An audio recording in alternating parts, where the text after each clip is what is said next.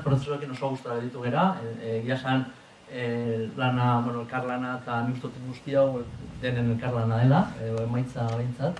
Eta, esan behar duguna da gu normalean proiektuei garrantzia, guretzako proiektu batek garrantzia dauka eraikinak ez erlazio daukan lekuarekin, ez?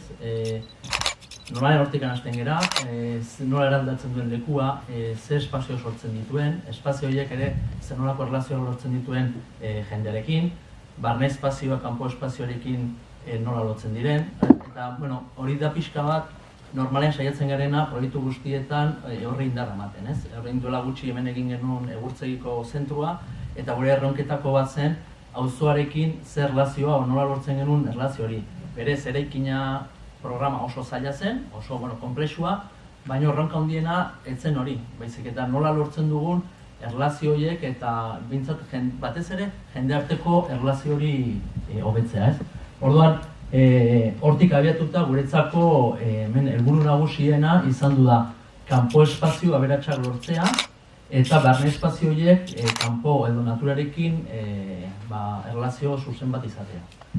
Nik uste dut denak, hasieratik argi izan dugula eraikin hau parke, hor dakagun parke horren zati bat zela, baina era berean erlazioa izan bartzuela aldamenon dauden eraikinekin edo eraikitako hiriarekin, ez? Eta hortik sortzen da pixka bat, dauzka bi izate edo bi modu edo bi ezalpen bezala dauzka, ez? Bi ikuspuntu eraikina asko irikitzen da natura aldera, atzekaldean, baina era berean naturarekin erlazio hori lortzeko, baina era berean itxi egiten da hiriduntz.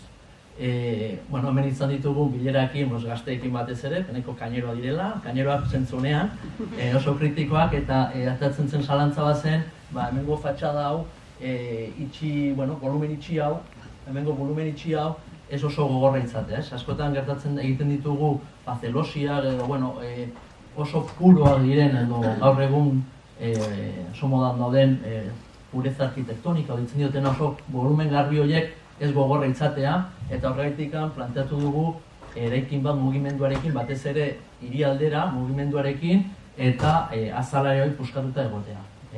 Bi gauza lortzeko, hori gogortasun hori kentzeko, eta eraberean ere bai, barruan gertatzen dena kanpora isladatzeko. Leheno esan dizuetena, gero gu programa bat da genuen, leheno oso ondo komentatu du gaztetako batek, eta esaten zuena, azkenean programa berez aisialdi gunea daukagu, badaukagu sormeen gunea, badaukagu aretoa, eta badaukagu ensaio gela.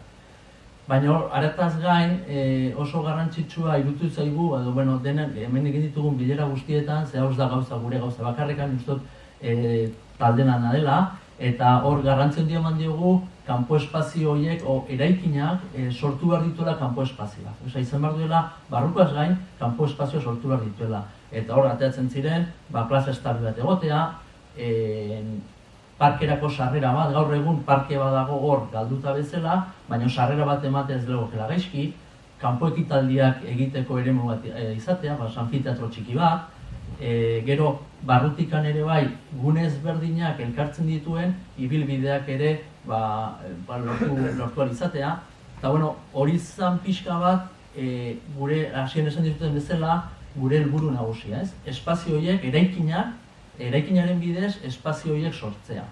Eta orduan bai barruko guneak eta kanpo guneak bateratzea, eta guretzako hori da elkargunea, edo hemen atatzen den eraikina.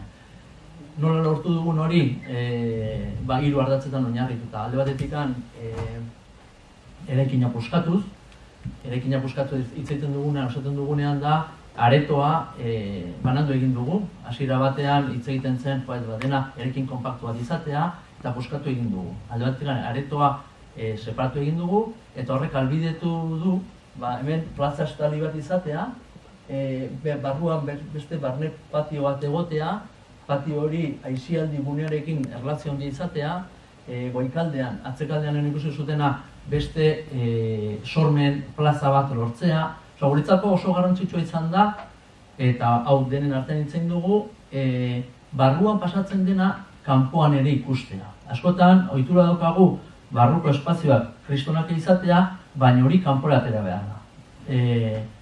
Eta beti esan dugu ez bihurtzea geto bat eta denak, hortaz bizi, hori aprobetxatzea edo bintzat ikustea zer egiten den, zen hemen ikusten dut sormen maila oso altua dela, baina hori kanporare ateratzeko espazio bihurtzea. Eta orduan izango litzateke hori, puskatu egin du eraikina, bigarren izango litzateke natura eraikina sartzea, naturarekin integrazioa bilatu nahi izan dugu, eta hori lortu dugu natura eraikina sartuz, sapaiak eta, ikusi zuten bezala, sapai berdeak eginez, sapai naturalak, eta gero ja, hirugarren ardatza izan du da, dena lotzen duen egurrezko azal bat egitea.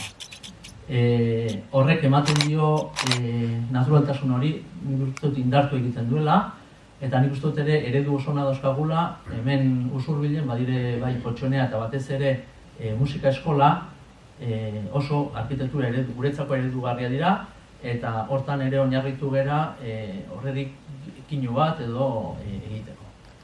Nik labur bilduz guretzako elkargunea ez da eraikin barruan gertatzen dena, baizik eta eraikin barruan eta kanpoan gertatzen denaren batura.